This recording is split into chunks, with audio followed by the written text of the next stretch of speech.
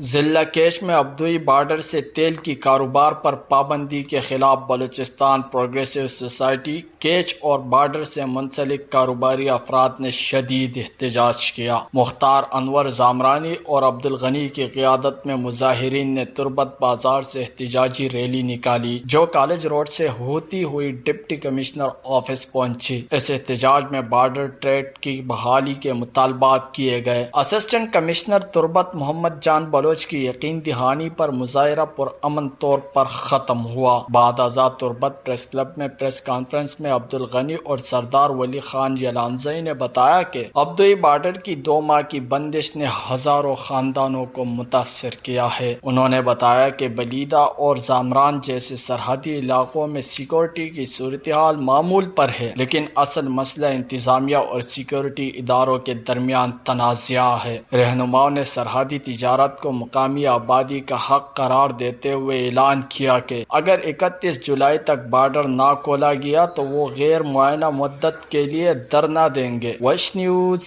Catch, Balochistan.